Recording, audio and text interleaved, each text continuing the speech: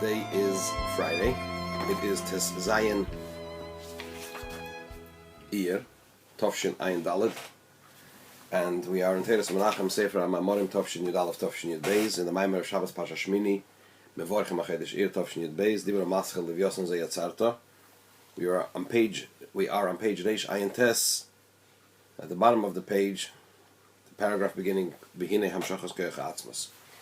The Rebbe here is explaining that there are two types of neshamas. Neshamas that are called Livyasan and neshamas that are called Shiur Habar. Neshamas that are called Livyasan, Livyasan, are neshamas, souls from Alma de Iskasya, from the concealed world. And neshamas that are called Shiur Habar, the wild ox, are neshamas from Alma de Isgalia, from the revealed world.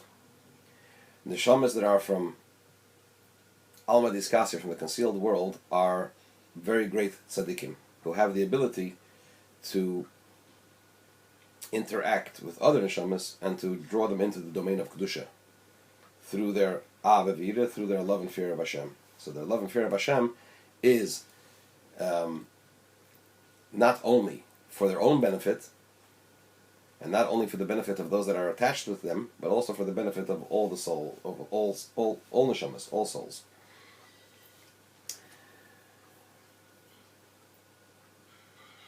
The Rebbe said that he quoted the Medrash that says that La'asid Lava, in the time to come, HaKadosh Baruch Hu, Hashem is going to organize a chase, a fight as it were, a duel between the Livyasan, the Leviathan, and the Shiur Habar, and the wild ox. And the Leviathan will slaughter the Shiur Habar, the wild ox, bisnapirov, with his fins. What is the meaning of that? So the Rebbe explained that fins to a fish are like wings to a bird. And in the spiritual sense, the wings of a bird are a reference to Avavira, to love and fear of Hashem, as the Alter Rebbe explains in Tanya, which allow, just like the wings allow the bird to lift itself off the ground and to fly upwards and to fly, the Avavira, the love and fear of Hashem that a Jew has when he learns Torah, performs mitzvahs, and so on and so forth, allow the person to lift himself up to a higher level and therefore to gain more benefit from the revelation of godliness that takes place, that comes about, that is effectuated through his Avodas Hashem, through his service of Hashem. So the snapirin, the fins of the Leviathan, are the Ahav V'yira, in the spiritual sense, of love and fear of Hashem, of those souls that are like fish, which means neshamas of Alma de Iskasya. And the Leviathan slaughtering the wild ox with his fins is the idea of the neshamas of Alma de Iskasya, the neshamas from the concealed world, drawing in the souls, other souls, into the domain of kedusha and lifting them to a higher level. So the Rebbe asked, if that's the case, why then does it say in the Medrash that the this battle, this knigya, this chase that is going to take place between the Leviathan and the Shiur Habar will be in the time to come? That's something that we do now. It seems that in the time to come, it says, Hashem will remove the spirit of impurity from the face of the earth, and therefore it seems that that's the time for reward. The battle is now. So the Rebbe explained that in order to be able to be victorious in this battle, a person, a Yid, needs to link in to the power of Hashem himself, the very essence of Hashem, as opposed to a godly force which is a manifestation or revelation of Hashem. A godly force which is a manifestation or revelation of Hashem does not have the power to give the person the strength to be able to be victorious in this battle. Why? Because in the revelations and manifestations of Hashem, we generally have two types of revelations and manifestations. One is those revelations and manifestations that are within the chain order of creation. The other is revelations and manifestations which are beyond the chain order of creation, but are not the very essence of Hashem. They're revelations of Hashem. From either of those perspectives, one would not be able to be necessarily victorious in this battle. So far as the revelations and manifestations of godliness, insofar as they are within the chain order of creation. Over there, there's a certain order. Esav is rooted in Olam HaTohu, the world of chaos. Yaakov is rooted in Olam HaTikun, in the world of order. So, if you talk about Kedusha and Klippa, it seems that Klippa is rooted higher than Kedusha. And that is also the order of the creation of the world. First comes the night and then comes the day. Similarly, when we talk about the levels that are beyond the chain order of creation, Esav and Yaakov are, even at a very high level, are equal. Where does the difference between Esav and Yaakov come about? Where does that come from? Where does that stem from? That stems from Hashem Himself. Hashem Himself chooses Yaakov over Esav. So therefore, in order to be able to be victorious over Klippa, over the negative, over the opposite of Kedusha, one needs to link into that level where Yaakov is chosen over Esav, and that is where the very essence of Hashem. Now, in order, how does a Yid tap into the very essence of Hashem? That's where we're up to now. So the Rebbe says like this: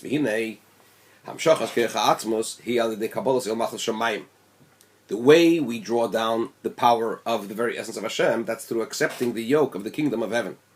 Kemaimer, as our sages say concerning, I believe it is concerning the two portions of Kriyas Shema, that first we say Shema and V'ahavta, and then we say V'hoyim Shemoya, because Shema V'ahavta refers to Kabbalas Oil Malchus Shemayim. We accept the yoke of heaven. And V'hoyim Shemoya talks about accepting the yoke of mitzvahs. So a person has to first accept the yoke of heaven, and then accept the yoke of mitzvahs. How does this play out in terms of their spiritual dimensions and the spiritual roots? Torah, mitzvahs, and Malchus Shemayim. So he says like this. Before we go into this, I just want to give a small preface, if you will, or to just explain the point orally, so it'll be easier to understand it as the Rebbe articulates it here inside the Maimah. Mitzvahs are the actual manifestation, result of Hashem's will. Right? So there is Hashem and His will. Hashem wants us to do what? To perform mitzvahs. So Torah is a description of what Hashem wants us to do. So there's the Torah, which is a description of what Hashem wants us to do, and what Hashem wants us to do is what? Is mitzvahs. So Torah is the driver, if you will, the engine, that which stands behind the mitzvahs. Right?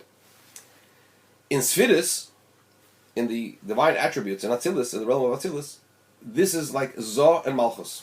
Zoh are the midas of Atzilus, the divine attributes, emotional attributes of Atzilus, that are the divine energy which are received by Malchus for onward transmission to Bri Yitzir and Asiyah. Similar to Torah, which gives the direction and the framework for what the mitzvahs should be, and then there are the mitzvahs. So in Sfiris, Torah is Zoh, and mitzvahs are Malchus. At a higher level, going beyond Atzilus, the Alter Rebbe brings in another Maimer, that Torah is Chochmas Tima'ah, and mitzvahs are Arich Anpin. What does that mean? Beyond the 10 divine attributes of Atzilus, you have the level of Keser, the crown. Now in Keser you have Pnimiyas HaKeser and Chitzonis HaKeser. Pnimiyas HaKeser is Atik Yomin, Chitzonis HaKeser is Arich Anpin. So just like in the various individual divine attributes, you have within a given level, you have the aspect of that level that relates to the higher, to that which precedes it, and you have the aspect of the level that relates to what follows it, to the lower, right? So generally, you also have Zoh and Malchus is also divided like that. Zoh is more related to the upper realm, as it were, to Atzilus itself. Malchus is already related to Biyah. It's already the beginning of the transmission, the process of transmitting it onto Biyah. So too in Malchus itself, you have the aspect of Malchus which relates to Zoh, and you have the aspect of Malchus which relates to Bri Yitzir and Asiyah, and so on. So in Keser you also have that. Pnimiyas HaKeser relates more, is within the domain of the upper, of the Ein Sof, and Arich Anpin, right? Atik is the aspect which relates to the higher, and Arich Anpin also is already the aspect of Keser that relates to Atzilus, to the realm that follows it. In Arich Ampin itself, you have the aspect of Arich Ampin which relates to Atik, and you have the aspect of Arich Ampin which relates to Atzilus. Moichas Tima, the concealed or covered mind, which is intellect, is the aspect of Arich Ampin, which is basically Moichin of Arich Ampin. Moichin of the exterior aspect of Keser. But that's more related to the upper, as it were. Then you have Arich Ampin itself, which is more the aspect of Arich Ampin, as it relates already more to what? To Atzilus. So in the levels beyond Atzilus, Torah is Moichas Tima of Arich Ampin. And mitzvahs are what? Are Arich Ampin itself as it relates to Atzilus. Right? So this is what the Rebbe says. Dihine. Inyan Torah mitzvahs besfiras. What is the idea of Torah mitzvahs as they are within the divine attributes, the celestial divine attributes? Hu beginnes zo malchus. Torah being zo. Zeirampin, the mitzvahs of Atzilus. And mitzvahs being malchus of Atzilus. Oy chochmas tima of Arich Ampin. Or, if you go at the higher level, Torah is chochmas tima, and the concealed chochma, which is the chochma of what? Of Arich Ampin, and mitzvahs are Arich Ampin. The kol zeh hu seder ishtalshlus. This is all within the confines of the chain order of creation. Either the actual 10 divine attributes, or the aspect which is beyond the 10 divine attributes, but which relates to the 10 divine attributes, but the bottom line is, it's all within the frame of Seder Ishtalshelus, the chain order of creation. That is what? Torah and mitzvahs. Now what's oil mitzvahs? The yoke of mitzvahs. The yoke of mitzvahs seems to be a reference to what? To something which is beyond the mitzvahs. You accept the yoke of mitzvahs in order to fulfill the mitzvahs. What's oil mitzvahs?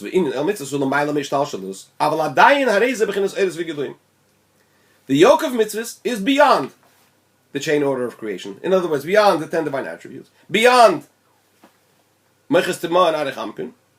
Right? So you accept that yoke in order to fulfill the mitzvahs. However, they are still lights and revelations. Meaning to say, you're still not up to where the essence of Hashem. These are manifestations of Hashem, revelations of Hashem.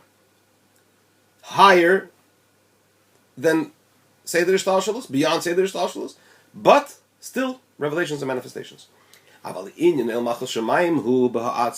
we talk about the yoke of the kingdom of heaven, that is in the very essence of Hashem. So in other words, like this, just to give it a little, to flesh it out a bit, to give it some texture, as it were. What are mitzvahs? Mitzvahs are Hashem's will. So when I do a mitzvah, I fulfill Hashem's will. In order for me to fulfill Hashem's will, I have to accept upon myself that I will fulfill Hashem's will. That means accepting the yoke of mitzvahs. So what do I need to do? I just have to accept the yoke of Hashem's will. Right? Because I'm dealing with fulfilling Hashem's will. Kabbalah Seil Machal Shamayim goes beyond Hashem's will. It means accepting Hashem. Without any, whatever he might want. He wants me, wants me to fulfill, doesn't want me to fulfill. That's not the point. The Kabbalah's Oil Machal Shamayim is the idea of what? Of accepting Hashem. So that goes beyond Eidos V'Gelulim. Hashem's will is what? It's very great, and it may well be beyond Seder Hishtalshelus, but it's still a manifestation of Hashem, a revelation of Hashem. It's His will. So I accept the yoke of His will. Whereas when we talk about what? About Kabbalah's Oil Malchus Shamayim, accepting the yoke of the kingdom of heaven, we're talking about accepting Hashem Himself. And how do I accept that? It's my essence that accepts His essence. And how do we accept that? We accept that through bittul, a state of total nullification. When a person is in a state of complete bittul, when the nation is in a state of, people are in a state of complete bittul, they set themselves completely aside, that awakens the king to want to become a king over the nation. We're not yet talking about decrees and running the nation and so on and so forth. This is just causing the king to want to become a king. So that is my essence linking into his essence. Clear? So that's how the Rebbe explains it now.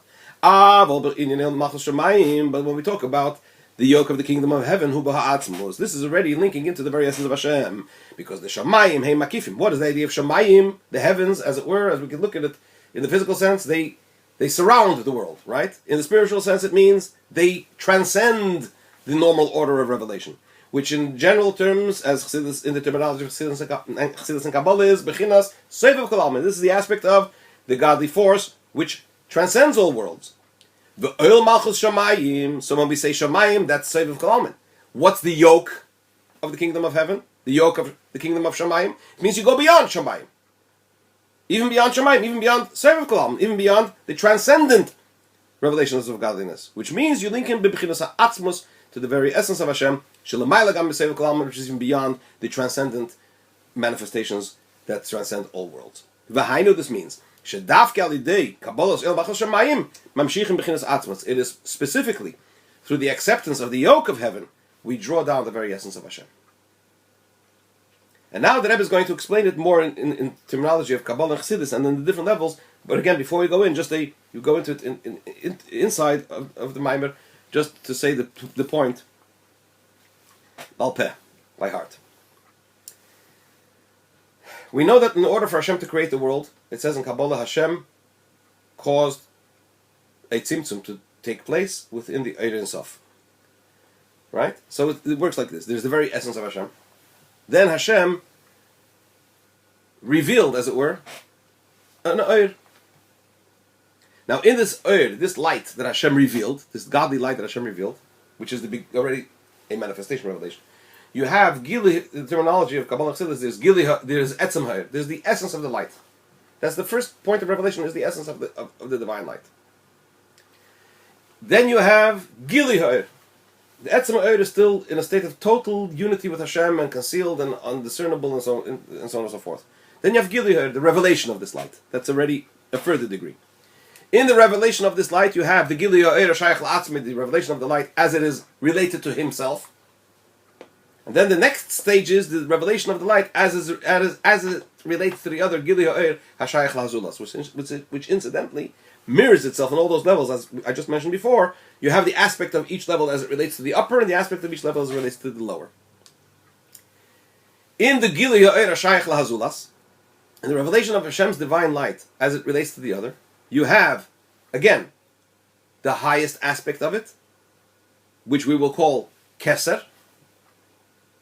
And then you have the lowest aspect of it, which we will call Malchus. So you have the Keser within the Gilei Ha'er Shayach Lazulas, and you have the Malchus within the Gilei Ha'er Shayach Lazulas, right? Keser being relating to the upper, which another word for that is Rotzen, his will for things to take place. Then you have Malchus, which is the actualization of that will. Where was the Tzimtzum? In which aspect was the Tzimtzum? The Tzimtzum was in Malchus the Ein Sof. In the very lowest level of the Gilei Ha'er Shayach Lazulas, that's where the Tzimtzum took place. So in other words, but all that came about after Hashem decided that He wants to create the world. So when Hashem decided that He wants to create the world, He manifested, as it were, the Ein Sof in the various stages that I just outlined, and following on from that, there was a tzimtzum where in the lowest aspect of the Ein Sof Shalifnei Tzimtzum, Malchus the Ein Sof. But in order for that to take place, he had to be awakened and aroused with a desire to want to create the world. Right? Keser of Gilei Ha'er Shayach Lazulas, right? That's his desire, is already in a lower level. But in order for all those Giluyim to be manifest, in order for him to manifest these revelations for the purpose of creating the world, something caused him to want to do that. So that's when Chazal say, "B'min nimlach min nishmeseim shel tzadikim." Whom did he consult with concerning whether he should create the world or not? With the souls of tzadikim. V'amech kulam tzadikim, and all Yidden are tzadikim. So in other words, it's another way of saying that it is the avodah of a Yid's neshama that came up in Hashem's, as it were, imagination or vision, which caused him to be awakened with a desire, with a rotzen or with a keser, to create the world, which brought about all these inyanim, and Malchus the Atzilus, and the Tzimtzum. What's the bottom line? That the soul of a Yid is rooted much higher than everything else. The soul is rooted where? In the very essence of Hashem. Right? And that is why, through the bittul of a Yid, through his nullification, where he accepts upon himself the yoke of heaven, the kingdom of heaven, which means to say, he taps in, Yid has the ability to tap into the very essence of Hashem and to link into that energy for the purpose of overcoming the challenges that he faces in wrestling with Klippa. That's the basic outline. Now let's see how the Rebbe says it inside.